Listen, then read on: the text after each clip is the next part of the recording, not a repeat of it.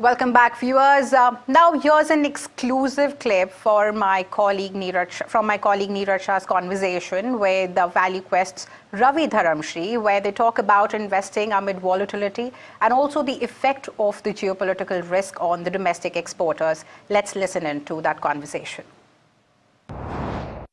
Well, we are at Vantage, the annual investor day of ValueQuest. And it's been 15 years since they've been doing this, or 15 years of their existence, if you will. And I'm deeply, deeply happy to be talking to Ravi Dharamshi, founder of ValueQuest. Of course, needs no introduction. Ravi, great having you. And thank you so much for having us here. Thank you, Niraj. Happy to be here. Yeah. Well, are these happy times to be doing this? Because I know public markets are actually fraught with a lot of risk. So it must have been quite something to pull off a private market event, get investors in and try and talk to them about investing risk capital. But what's your, and I'll come to that also, what's your general belief right now about how the investing sentiment currently in light of what's happening? So it would be, one cannot say happy times for sure.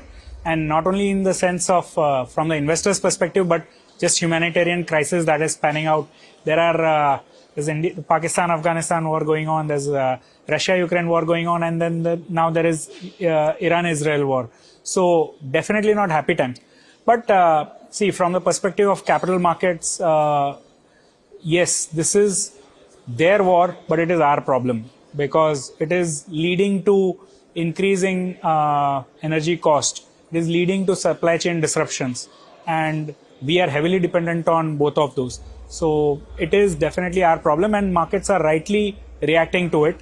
So, however, every crisis is also an opportunity, and it also leads to pivot in terms of policies and strategies that governments of the day take. So this actually reinforces a lot of the themes, sectors that we have been talking about over the last 3-4 years, whether it is energy security, energy independence, whether it is supply chain resilience, all these things are coming to the fore even more with every passing event. And it just reminds us every day that we need to be far more self-dependent than really depending on the world. So basically, it's a big world order that is changing. We are going from being a unipolar and a efficient supply chain world to a multipolar and resilience of supply chain is what we are moving towards, just in time to just in case. So yeah, I think that's the nature of the beast as of today.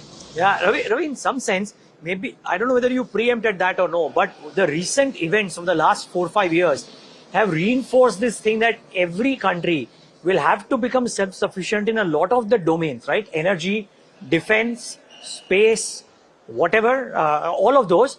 Coincidentally, they are all here. So it's some sense, it's the best of both worlds. But you reckon that increased spends from governments and private players alike will be towards these themes? No, absolutely. I think you covered it. Energy is not... it's become strategic. Supply chains have become strategic. Bilateral relations have become strategic. So, and somebody can use that as a geopolitical weapon against you. So, absolutely, governments must take steps to become self-reliant